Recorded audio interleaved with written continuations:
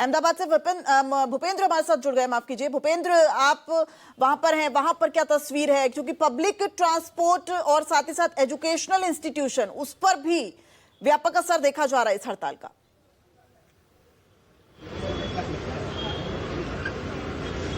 बिल्कुल दिव्या, यहाँ पर सुबह से ही जितने भी ट्रेड यूनियंस हैं उनका विरोध प्रदर्शन और उनकी रैलियां जो हैं वो चल रही हैं। एक विशाल रैली का आयोजन किया गया था यहाँ पर टाउन हॉल से लेकर और income tax Mahatma Gandhi circle तक, जो कि एक सीमा चिन्ह है। कोई भी आंदोलन या विरोध होता है तो वहां तक रैली जाती है। मेरे साथ इस समय आप अगर तस्वीरों में देखेंगे तो ये तमाम बैंकिंग सेक्टर से जुड़े हुए लोग हैं जो सुबह से जो है अपना विरोध प्रदर्शन जो है यहाँ पर दिखा रहे हैं। बहुत बड़ी तादाद में ये लोग थे, कुछ लोग यहाँ से हैं, कुछ लोग और किसी जगह पर विरोध प्रदर्शन कर रहे हैं। अलग अलग जगहों पर इस तरह से विरोध प्रदर्शन जो है उनका चल रहा है।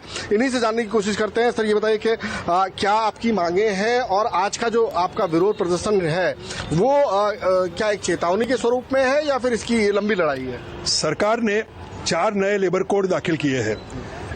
देश के कर्मचारी, किसान, बैंक कर्मचारी, इंश्योरेंस कर्मचारी सब लोग इस लेबर कोड का विरोध कर रहे हैं, क्योंकि ये लेबर कोड सिर्फ मैनेजमेंट की फेवर में है, कर्मचारियों के विरुद्ध में है।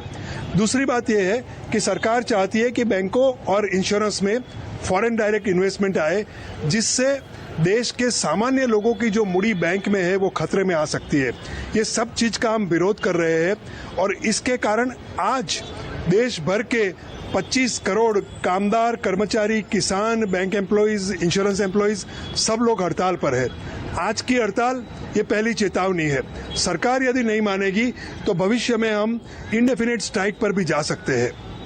तो यहाँ पर कुछ महिलाएं भी हैं, मैं उनसे भी बात करना चाहूंगा।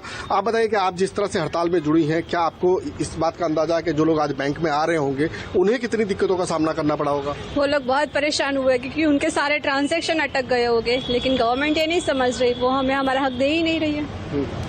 तो आपको नहीं लगता कि उनकी आपकी हड़ताल जो है उनको परेशानी दे रही है? हाँ, डेफिनेटली वो परेशान हो रहे हैं, लेकिन हम भी मजबूर हैं। हम शौक से नहीं, लेकिन हम मजबूरी में हड़ताल कर रहे हैं। आपका क्या कहना है इस पूरे विरोध प्रदर्शन को लेकर?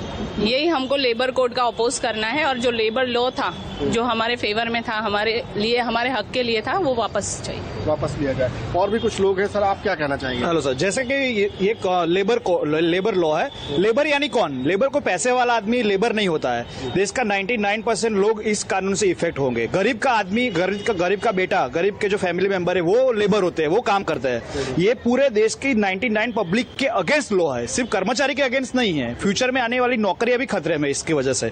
इसकी वजह से प्राइवेट कंपनियां का होल्ड ज्यादा होगा और गवर्नमेंट का होल्ड कम होगा।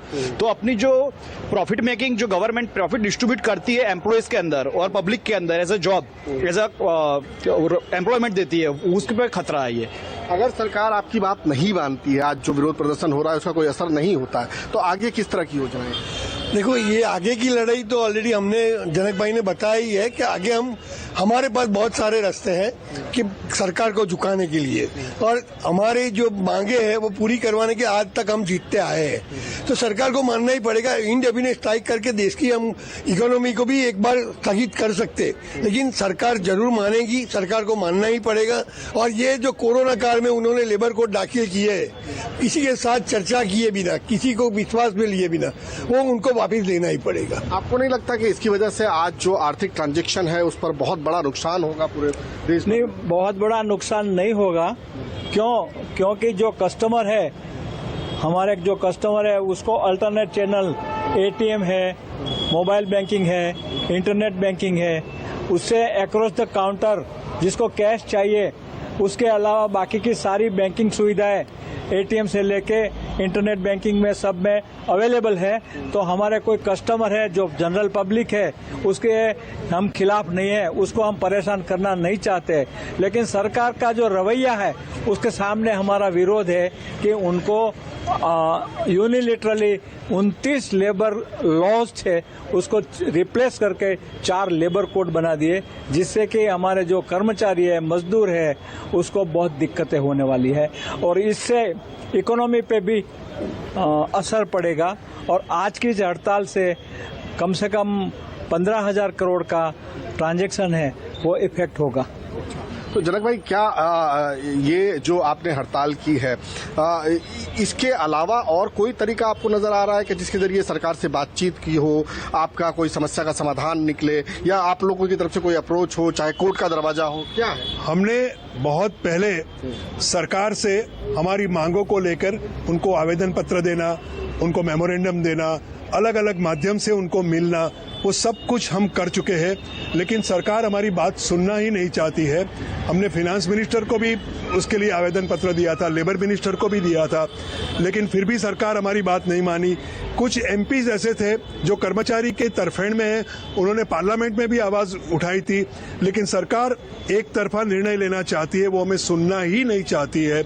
इसलिए आखिर में हमें आज ये हड़ताल करनी पड़ी। आज के इस विरोध प्रोसेस में कौन कौन शामिल है आपके साथ? आज के विरोध प्रोसेस में all India trade union Congress, central CITU, AIUTUC, सेवा, बैंक कर्मचारी, इंश्योरेंस कर्मचारी, संयुक्त किसान मोर्चा के किसान, वो सब लोग इसमें शामिल है। तो दिव्या, आपने सुना कि किस तरह से इनकी जो अपनी मांगे हैं, जिसे लेकर ये काफी पहले से लड़ाई लड़ते आ रहे हैं, और इनका ये कहना है कि आज की हड़ताल महज एक चेतावनी है, अगर बात नहीं सुनी गई तो ये लंबी लड़ाई चल सकती है। और बिल्कुल, और ये लड़ाई काफी लंबी चल भी रही है, और अब तो ऐसा लग रहा है कि जो विरोध है वो प्रदर्शन का रूप ले चुका है।